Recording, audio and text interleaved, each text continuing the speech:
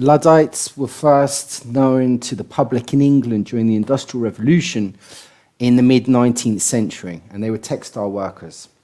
The Industrial Revolution comes in, it automates, the machine comes in, and it's taking people out of country work into factories. And this period in time, it's coming along the same time as Enlightenment, it's coming at the same time as education, is coming at the same time as Enlightenment, education, rationality, a split between the church and mysticism, and there's something else which I've forgotten. And so what happens is the children get educated in order to be able to manage the machines, and people come out of the countryside and go into the factories. I think that's what I was trying to say. And so suddenly we see an entire shift in society. This is you've got different technology creates different epochs in history. So the Industrial Revolution is one, and then you've got computerization, automizing, and then you've got the smart, and then you've got AI, and then you've got quantum. So these are like shifts in the consciousness of, let's say, the realm of technology when it gets put into the human realm. And people had jobs. People worked in the country, people had jobs, they had family, and they saw these machines coming in and stealing their jobs. So what did they do? They went and destroyed them. And I think that the reason why I'm talking about this is because the Luddites, I think we're going to have modern day Luddites. And in fact, there is a term called Neo-Luddites. And one of the people involved in the Neo-Luddites was Kaczynski. He was the Unabomber. And so I'm going to talk a little bit about him as well. Now, the Luddites are military. They organize themselves, and they attack specific type of machinery that posed a threat to their particular industrial interests. So they attacked looms and steam-powered looms, and they had a problem with their wages because their wages were being threatened. Now, these guys weren't the most educated. Some of the letters that they wrote had spelling mistakes and grammar mistakes. And so therefore, I think what's happened is that people have assumed that they weren't entirely educated, yet they could write. But they were clever, because obviously you don't need education to be clever.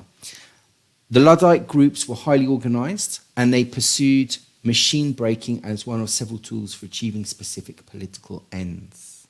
Now, the reason I'm also talking about this is because of de Garis. De Garis is an Australian robotics professor who used to work in China. And he talked about the Terrans and the Cosmists. And I think that the Terrans at heart are Luddites, because the Terrans want to be with nature, and the Cosmists want to be with technology. And here we have this massive clash between nature and technology. In the beginning was the Garden of Eden. And some people say that Satan is technology, or the great beast is technology, or Lucifer is light cipher, which is where energy is passed through something containing energy, a cipher. So light and cipher is passing of energy from one thing to another, computers, and they get the name Lucifer from that. You can read into this stuff as much as you want. I don't quite like reading into this stuff, but we can sort of see that in the present realm that we have. Also, the other thing is the witch trials. The witch trials were nature, and then you had the church, which wanted to dominate science, and it wanted to dominate the human mind. And at a later date, in the Enlightenment period, the church separated from science. It no longer controlled it. And then we had science going along by itself without mysticism. And the mysticism sort of acted as a moral guidance, and also that ability to go into the magical worlds, which science couldn't by itself. And that was the alchemist, and the alchemists helped out a lot in pushing science forward. So going back to the Luddites, they came from the northwest of England. And they had a very radical way of thinking. The Luddites and their supporters anonymously sent death threats and possible attacks to magistrates and food merchants. Activists smashed Heathcote's lace-making machine in Loughborough in 1816. He and other industrialists had secret chambers constructed in their buildings that could be used as hiding places during an attack. Well, that's a safe room, isn't it? It's an old safe room happened because of Luddites attacking. So this was such a big problem. In today's society, we've got artificial intelligence taking over.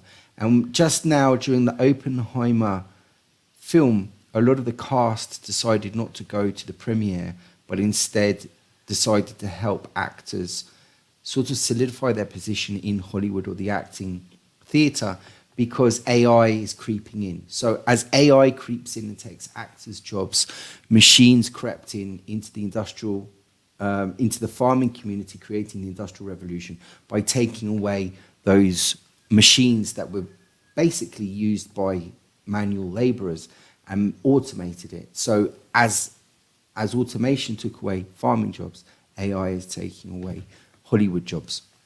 And so you have this, at the moment they're picketing, at the moment they're putting up a defence, which is what the Luddites initially did. But if we look at where the Luddites went, we might have some sort of understanding where we might go.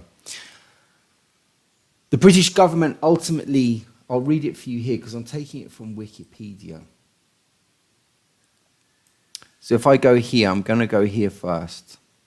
The British government ultimately dispatched 12,000 troops to suppress Luddite activity, which, as historian Eric Hobsbawm noted, was a larger number than the army which the Duke of Wellington led during the Peninsular War. 4 Luddites, led by a man named George Mellor, ambushed and assassinated mill owner William Horsfall of Ortywells, or sounds like Orwellian, doesn't it? So we can see from this that, you know, people, these mill owners were the richest people in the world. The Industrial Revolution, perhaps in America, was started by people like Samuel Slater, who set up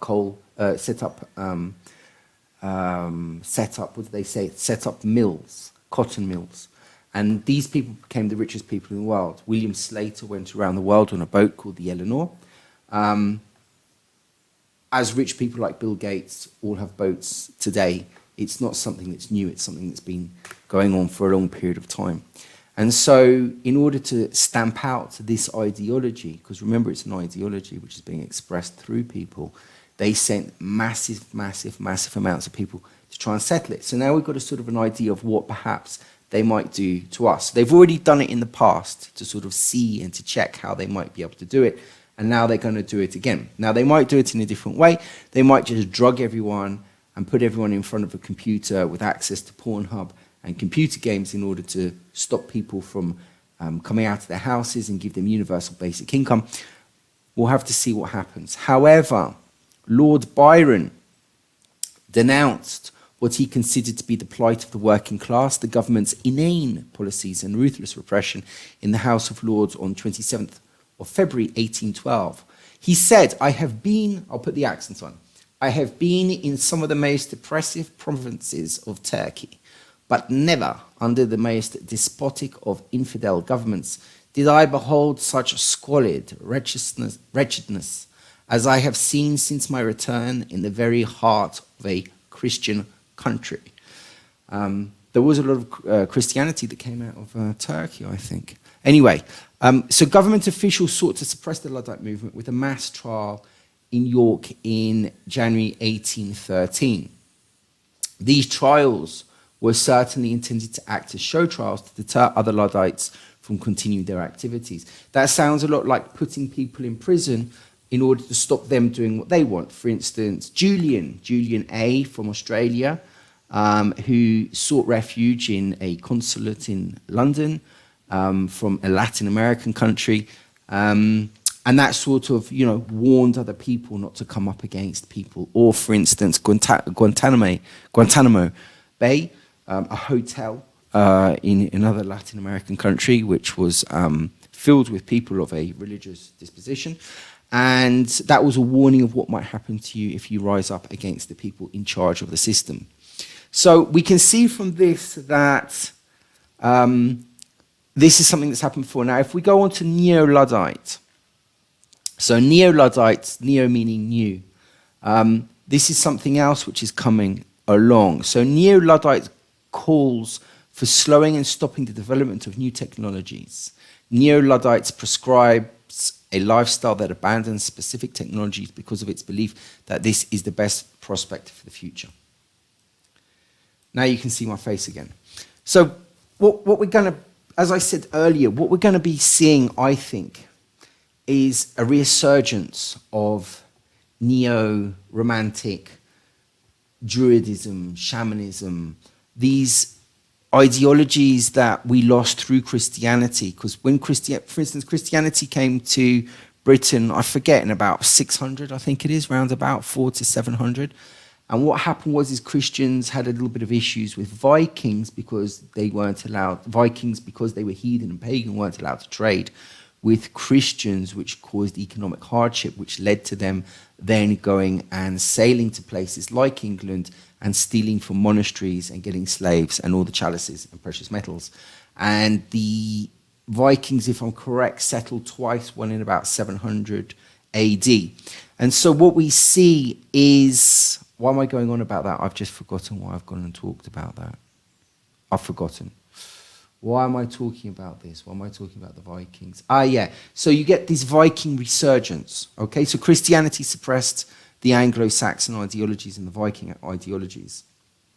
And now we have Christianity. Christianity then helped, if you like, the Industrial Revolution by splitting the morality and the mysticism with the science, so that science could go off by its own, unlimited. It wasn't guided. So now you can go and make atom bombs or quantum computers or whatever you want without the moralistic guidance of the other side. Science, in my view, was a marriage between two identities.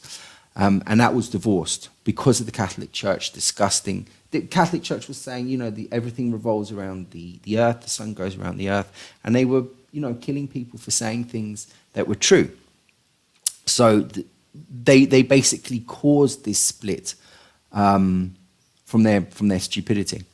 Neo-Luddism denies the ability of any new technology to solve current problems such as environmental degradation, nuclear warfare, biological weapons, without creating more potentially dangerous problems. When we look at history, we're always told that in the past they had a much more difficult time, people died younger, or their teeth were screwed up. Now there's evidence, if you look at what's going on in television at the moment with these new historical TV series, we're starting to see that a lot of the past, they're changing and they're putting these new memories or ideas into people's heads. We've always been trained to run away from nature because nature doesn't serve us in the same way that technology does. So it's sort of like a seduction, isn't it? You can go back to the Garden of Eden. You're being seduced with an apple computer. Again, you can read into that. So we can see this problem between technology and nature playing out. Does technology solve our issues? Well, what issues did we have in caveman times, in Bronze Age? What issues did we have? Well, we don't know. What I do know from working with tribes in the Amazon rainforest is that even today they have issues, but those issues are brought along through money. If money was to go, then the issues, they say, would go. So even today, it's impossible to understand what it'd be like to live with nature. We just simply don't have it. And if we were to go to a tribe which had never had any contact with humanity, we'd destroy that tribe. So we tend not to do things like that. So Neo-Luddites believed that current technologies are a threat to humanity and to the natural world in general, and that a future societal collapse is possible or even probable. Going back to Hugo de Garis in his book, Cosmists and Terrans, he thinks that there's going to be a window of opportunity where the Terrans, the terrestrial people of Earth, are going to have to kill all the AI and all the Cosmists. Because if you leave it too long, the Cosmists will get to a stage where they'll be able to defeat the Terrans. So it's sort of like the same problem playing out between America and China. Does America allow China to become stronger than America? Or does America attack China before it reaches that ability in order to keep hegemony over the world. So there's this window. What do you do with this window? Do you allow China to become stronger, or do you allow the cosmists to become stronger? And as AI is creeping up on us faster and faster and faster, that window is now getting smaller and smaller and smaller. And we, I think, going to get more people going back. I think you're going to get a split in society. It's going to become polarized between those that do not wish to go along with the cosmist ideology or the AI ideology, and those that wish to remain natural. And they're going to become more fundamental. They are going to refuse. And I think that that set of people, that's going to be the new witch trials, the people that wish to be with nature. Because through nature, you can reach technologies. Through plant medicine, you can reach far more advanced technologies than you can with mineral technology. Mineral technology does not want you to have access to that plant technology, because that supersedes the technology, the mineral technology. And it's through mineral technology that, let's say, they or other entities or whatever can manipulate or control. So, for instance, with digital currencies, for instance, with surveillance, that all comes through mineral technology. Plant technology is about consciousness, is about trying to change, metamorphosis, and the soul and things like that. However, you can't see plant technology, but you can mineral technology, and therefore a lot of people dismiss it as a sort of a cult or a religious fantasy or drugs or hallucinogenics. So it's always poo-pooed and put down. But the cult of science is becoming stronger and stronger. So if we go now, I'm going to go back here. So this is what's interesting. So Kaczynski, okay, where is he? Where's Kaczynski gone? Okay, so he's gone now. But anyway, so Kaczynski, this is Kaczynski, and Kaczynski turned in to the Unabomber. I don't know where. I sort of just looked it up here, and he's gone. Okay, so what Kaczynski said in the coming revolution, Kaczynski outlined that what he saw as changes humanity will have to make in order to make society functional. New values that will free them from the yoke of the present techno-industrial systems. Okay, now I listened to somebody the other day, and they proposed that Kaczynski was well ahead of himself, seeing the problems that were going to come. Unfortunately, he did to the technology what the Luddites did to technology, but his ideologies weren't understood. So he's come across as a madman, but if you see him as a neo-Luddite, you might say that he was seeing things that were going to happen, or he thought that were going to happen. He tried to he saw that window closing, and he tried to do something about it. Anyway, so what he's put forward is rejection of all modern technology, rejection of civilization itself, rejection of materialism, love and reverence towards nature, or even worship of nature. Now here we get into the shamanism. We're going back to the pre-Christian. The problem with religions, Islam, Judaism, Christianity, is that it's from a book. If you go back before that, it comes from nature. Yet Christianity, Islam, and Judaism came from shamanism. They came from nature-loving places. And in the Bible, you can see that with sort of water gods, El Yahweh, El Yahweh. You know, nature comes, thunderstorms come, Noah's Ark, water, floods, pestilence, insects, and Moses, and things like that. So God enacts revenge onto people through nature, the opening and the closing of the Red Sea, etc. Exaltation of freedom. Yeah, we don't know what freedom is because our privacies are being taken away. Punishment of those responsible for the present situation. Okay, so scientists, engineers, corporate executives, politicians, so forth, to make the cost of improving technology too great for anyone to try. Anyway, without retribution and punishment, just trying to look at exactly what's going on, I feel that there is going to be a large split in the future, and it's going to come from the idea of going back to nature and also technology. One of the problems going back to nature is none of us know how to go back to nature. We can't live. We've been conditioned. Our bodies have changed. Our mouths have changed. Our teeth have changed. Is it possible to go back? will we be forced to go back by, God intervening and the Tower of Babel coming down, our networks going down, the satellites going down, the floods coming, and then we're forced back into nature and to find God through nature instead of God through science, which then we have AI, which is seen as a beast system, which is seen as Satanism and the apocalypse and all those sorts of things. So the final words I'm going to say are, I believe that neo-Ludditism is going to come back. I think that it's going to be suppressed. I don't think we're going to see it yet. I think we'll see it when more jobs go, when more illnesses come, when more suppression comes. And people realize that in order to be human, we need to go back to nature. And other people will say, well, I don't wish to be human. I wish to go and change into a cyborg. And that's where the transgenderism comes from. If you can change from a man to a woman to a man, and then you can change from a human to an animal, it's then much more easy to change from a human to a cyborg. And that's the way it is. Thanks very much, guys. Have a nice day. Bye.